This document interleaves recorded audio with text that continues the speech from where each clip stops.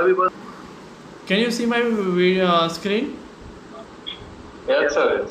है ये Shashi, Watch back in the cupboard. Yes sir. मैंने ये वीडियो एक बार शेयर किया था, ओके, आपको शेयर नहीं किया है मैंने, because you are struggling somewhere else. So मैंने सोचा कि अभी मैं क्यों भेजूँ, फालतू में आपका टाइम वेस्ट होगा, या फिर आपको लगेगा कि सर क्या भेज रहे हैं अभी इस टाइम पे। He just wandered here and there, ये जो फ्रेज है ना, Yes sir. Here and there. Wandered here, ये वो सब इधर उधर ही देख रहा था, ये वाला। Wondered.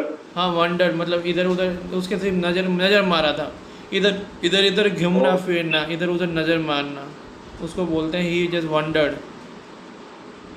For example, I wonder what you do whole your day, what you did whole your day. मैंने ये इसमें मैं सोच रहा हूँ कि तुमने पूरा दिन क्या किया, ठीक है। And why do you wander here and there, मतलब इधर उधर क्यों सब फिरते रहते हो, घूमते फिरते रहते हो। इट मीन्स दैट जेंटली का मतलब क्या होता है, do you know that, any one of you? Gently. Gently जैसे जेंटलमैन नहीं बोलते, Politely. वैसे होता है। ओके, पोलाइटली इज जेंटलमैन की तरह बात करना। जेंटलमैन की तरह बात करना है, but here gently means you know slowly, calmly, Oh. Okay, that, शांति से, स्लो पेस के साथ। Okay sir.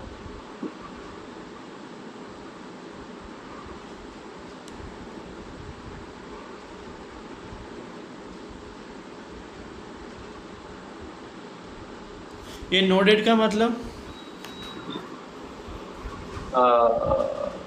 Your skin. क्या, नहीं पता सर, नहीं आई पता। Don't know. हम लोग हाँ करते हैं तो ऊपर नीचे मुंह नहीं हिलाते ऐसे हाँ करने के लिए, ऊपर नीचे मुंह करते हैं ना। हेलो, किसे समझ में आ रहा है बोल रहा हूँ? Yes yes yes. हाँ, तो उसको ही बोलते हैं नोडेड। वो शाइन होती है ना हाँ करने वाली, ऊपर नीचे मुंह करते हैं उसको। अगर मैं यहाँ पे बोलूँ the boy nodded and went to the market, मतलब बॉय ने, लड़के ने हाँ की, किसी ने कुछ पूछा होगा तो, और फिर वो मार्केट चला गया। Okay.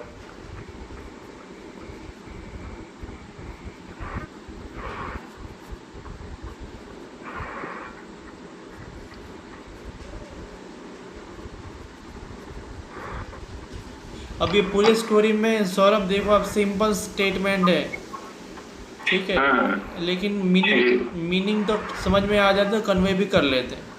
इसने कोई एडवांस वोकेबलरी यूज़ भी नहीं की है।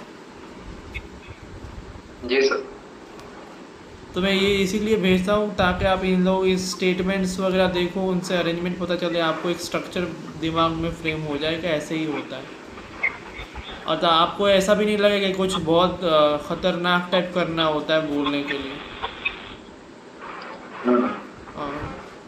And most of the thing will be clear in the video itself, and second, during the practice hour also main things will be clear. Right sir.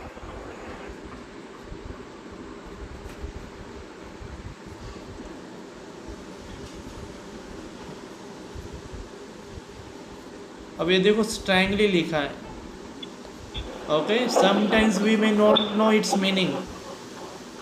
Saurabh मैं आपको बता रहा हूँ, दोनों को बता रहा हूँ। Yes sir. Sometimes we may not know its meaning, but looking at the context. Context मतलब पता है? Yes sir. इसका flow of the sentence. नहीं, flow meaning.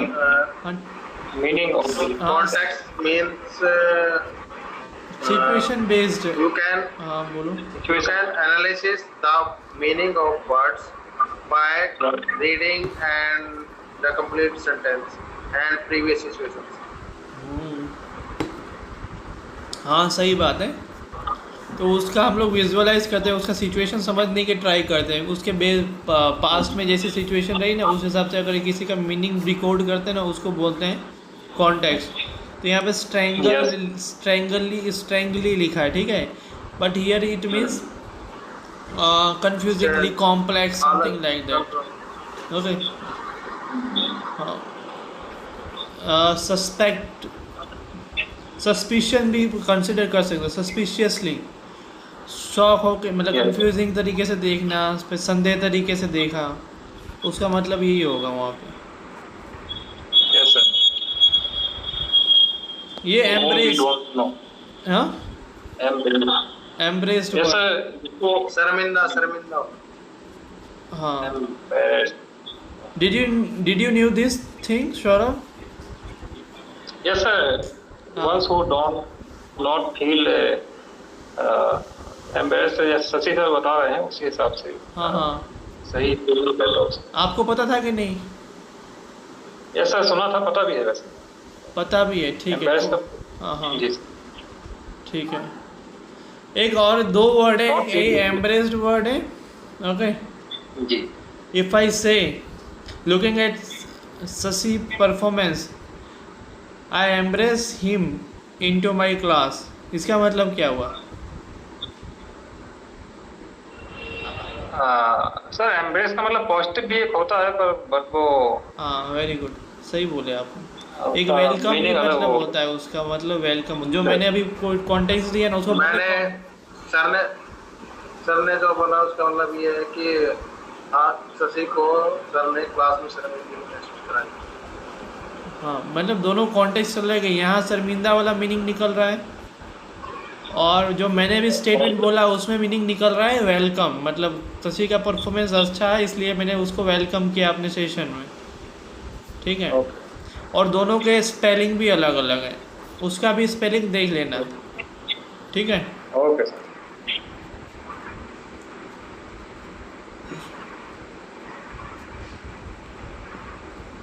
And that word, embrace word, is really good. It can be used, Sashi, for you it can be used in an interview as well. For what sir? Embrace word है ना, embrace, उसको context से हिसाब से Okay. Meaning देख लेना, आप interview में यूज़ कर सकते हो, अच्छा वर्ड है।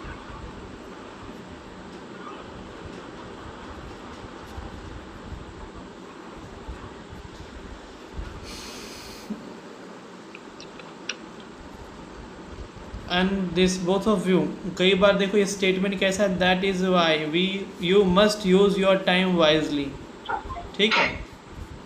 ये जो वाइजली है ना, ये क्या है? यस सर, ये एक तरह से एडवर्ब है सर। सर एडवर्ब, यस हाँ, पक्का? एडजेक्टिव एडवर्ब ही है सर। किसी चीज की विशेषता बताए, टाइम की विशेषता बता रहा है। हाँ sir, I think Adjective. it would be an, as per me it should be in a adjective, okay. Time is वही मैंने बताया, टाइम हाँ। के वैल्यू बता रहा है। यस एडजेक्टिव, ठीक है। नाउन प्रोनाउन की विशेषता बता रहे हैं। हाँ, तो ये टाइम के बारे में कहा है, टाइम को यूज़ करना है वाइजली, तो wisely here it tells something about time, so that is the reason, and time is not a verb, we know that, right. Yes sir. अब देखो ये जो वाइजली में ये एडजेक्टिव है वो तो हमें पता है, लेकिन इसमें ग्रामर यूज़ में क्यों इस पर फोकस कर रहा हूँ, क्योंकि आपको भी अभी स्टेटमेंट में क्या वाइजली एंड में लिखा हुआ, ठीक है। मैं चाहता हूँ आप इसको देखो कि अलग अलग स्टेटमेंट में सर्च करना अपने हिसाब से, ठीक है, जब भी टाइम मिला। अभी मैं सिंपल स्टेटमेंट में, अब ये थोड़ा एडवांस में ही हो गया कि नॉर्मली वर्क, जैसे कि I wisely take these decisions based on the situations. हाँ इसमें पहले आ गया wisely, हाँ टेक्स्ट वर्ब से पहले। हम्म, हाँ, तो यहाँ पे एडवर्ब बन जाएगा ये।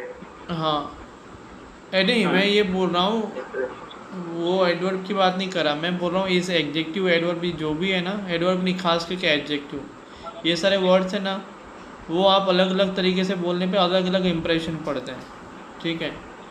कई बार वाइजली अगर आगे बोलने पे सिंपल साउंडिंग लगेगा, ये statement that is why you must use your time, अगर मैं ये बोलूँ that is why you must use your time wisely, ये सिंपल स्टेटमेंट है, नॉर्मल है। Wisely you should use your time, ये भी स्टेटमेंट है, ठीक है।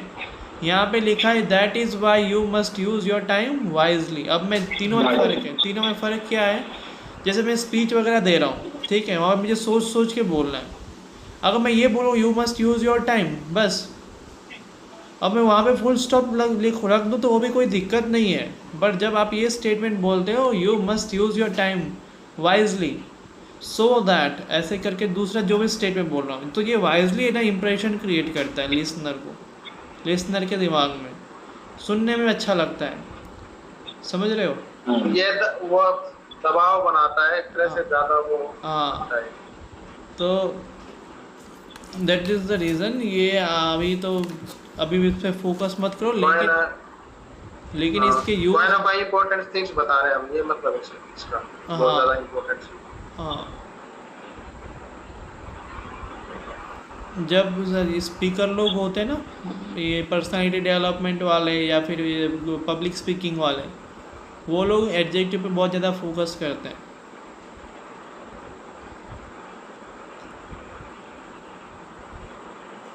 ये सारी चीज़ें मैं कभी बताता भी नहीं हूँ generally, but when I feel that now it's need, I need to tell, that time I tell you.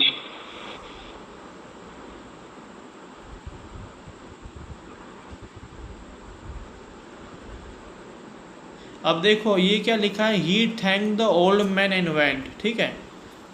अब हम क्या बोलेंगे इसमें normally, he said thank you and after Thank that, you.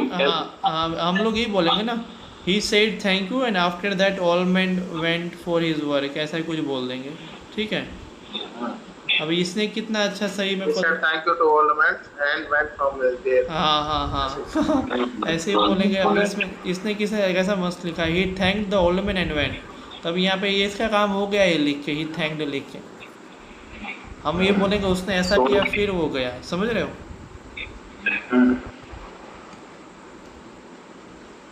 So that is the reason why I send you this all the things. It's not like only getting vocabulary and moving ahead.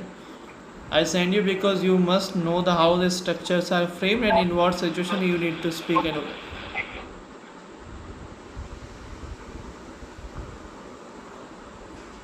अब देखो यहाँ पे भी इसने क्या लिखा, हम लोग ये बोलेंगे the from that day on, उस दिन के बाद ही इसका मतलब निकल रहा है, ठीक है।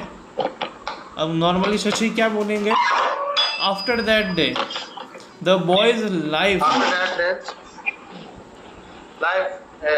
चेंज। हाँ, अब हम शशि यहीं पे रुक जाएगा जनरली, हम लोग यहीं पे रुक जाएंगे, चेंज बोल के रुक जाएंगे, ये कम्प्लीटली कोई बोलेंगे नहीं बोलेंगे कोई फ़र्क नहीं पड़ता, ठीक है। बट जब बोलने की बात आती है, जब हम ये स्टेटमेंट कम्प्लीटली बोलेंगे तब उस पर वजन पड़ता है। At the same way contrast to this, इसके अपोजिट साइड में देखने जाऊँ तो जब राइटिंग स्किल की बात ही आती है ना, राइटिंग वगैरह करते हैं तो कंसाइज राइटिंग एक चीज़ होती है जहाँ पे आपको बहुत बड़ा पैराग्राफ दिया होता है, वो आपको छोटा करना है। At that time many times you need to ignore this, ऐसा कुछ आएगा तो इसको इग्नोर करो क्योंकि ये मीनिंग नहीं दे रहा है स्टेटमेंट में कोई, आप उसको इग्नोर करके आगे बढ़ सकते हैं। But when it comes to public speaking that time this has a more weightage. Public speaking हमें सेंटेंस को थोड़ा लंबा बनाना पड़ता है ना। हाँ, जब राइटिंग में शॉर्ट करते हैं तो पब्लिक स्पीकिंग, इंप्रेसिव स्पीकिंग, हाँ। अब ये वंडरिंग हियर एंड देयर को बोल सकते हैं वंडरिंग, वही वंडरिंग अराउंड, उसका मतलब भी यही होता है।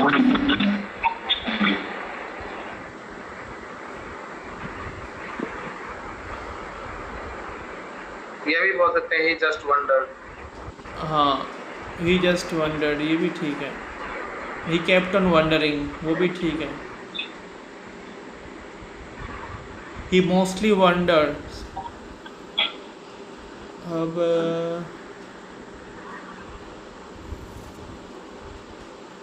सो अब इसको जस्ट